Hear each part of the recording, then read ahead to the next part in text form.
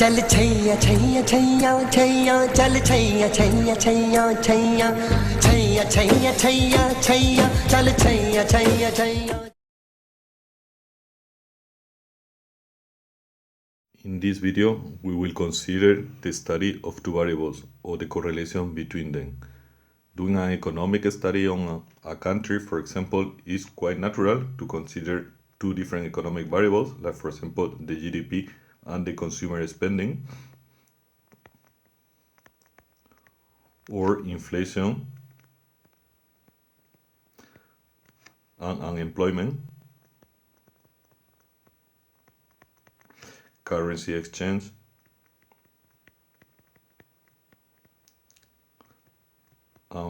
foreign inversion, suicide rate,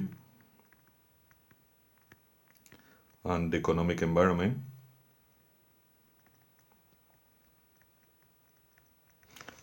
So the main question we try to address is, given any two variables,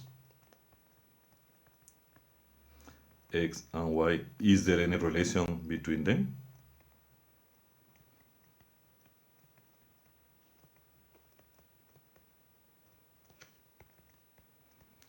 And if so, how do we measure this relation?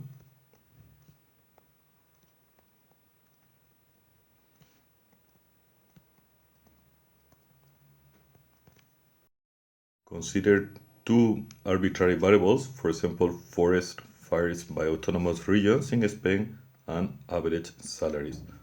Obviously, one would not expect these two variables to have any relation, but we need to see it graphically and statistically. For the time being, we'll only do the graphical part. Let's consider the first variable, x, and see how the data looks. Here is the data from the year 2014. You can see most regions are quite okay with respect to fires, a little bit in Asturias, also Castilla-León, and Galicia is the one that is really having a lot of fires. What about salaries? Let's see the graph for salaries. In the graph below, we have salaries also by autonomous regions in the same order. You can see Madrid has the highest salary, while Galicia is low, and here we have Catalonia, also expected to be good, as well as El País Vasco. Is there a relation between these two variables? It doesn't seem so, but we need to confirm it, for which we draw both variables together in one single graph. And this is the graph of salary and fires. As you can see, there is hardly any relation. Here you have a few points. And over here, where the whole set of points are, but still that kind of scatter. And you cannot say that you should be able to find a formula expressing the salaries in terms of fires or vice versa. Let's consider one more case. Salaries versus fire instead of by autonomous regions over time. Here is the corresponding. This graph shows the forest fires over time. As you can see, it keeps going down while salaries going up. Could it be that the more money people make, the less fires they start? It could be, but quite unlikely. To check it properly, we need to see the graph of both variables together.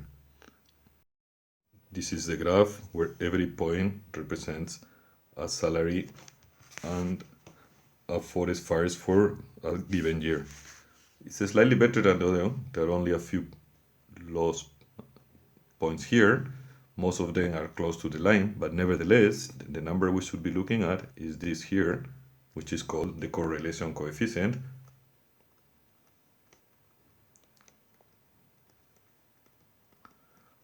And it tells us whether the two variables are related or not. Here is another example, consumption of soda and fires. It doesn't seem to be related because the fires, which are in orange, have a high peak during the summer, while you cannot see that for the soda. But this is because the scale of the graph is not proper. Let's look only at the soda graph. Now, on a better scale, you can see over the summer, there is a more consumption of soda than the other months of the year as fires. So, well, there is hope that both are related, but for that, we need once more to put a graph of both variables together. Here there are a few strange points, but most of them are concentrated here. let's look at two things. First of all, the bigger the consumption of soda, the more number of fires. But that's not because the soda is causing the fires as much as both take place in the same time. In July, when it's hot, people drink a lot of soda and the weather is such that the fires are more likely to happen. So there is no cause, and that's very important to understand. Relation is not the same as causation. That two variables are related does not mean that one causes the other. The other important point we want to look at here is this number r squared, which is 0.6. In this case, is greater than the study of forest fires and salaries. The greater this number, the stronger the relation between the two variables.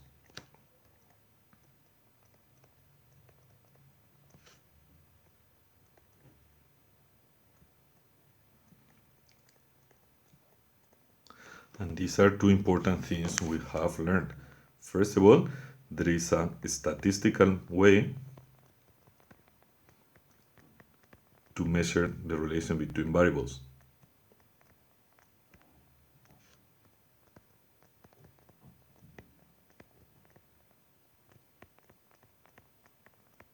And secondly, relation is not the same as causation, and one has to be extremely careful when studying a problem. Just because two variables are related doesn't mean one is the cause of the other. For example, let's look at it.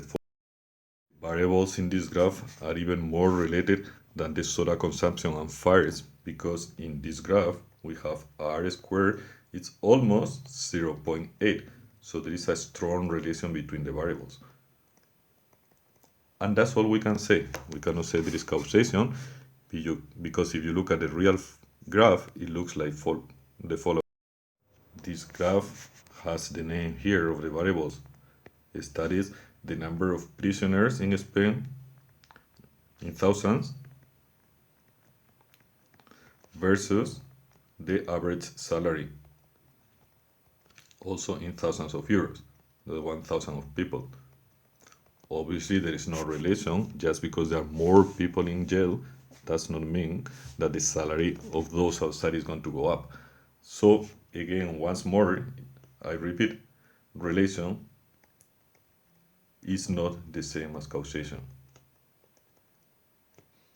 Finally, there are other type of relations. They don't need to be by a line.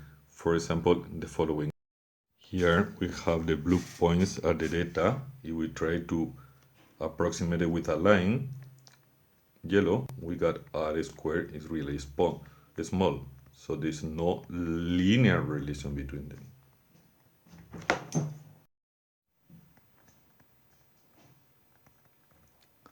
However, if we look at the parabola, r squared becomes 0.99. It's almost 1, so there is a strong quadratic relation.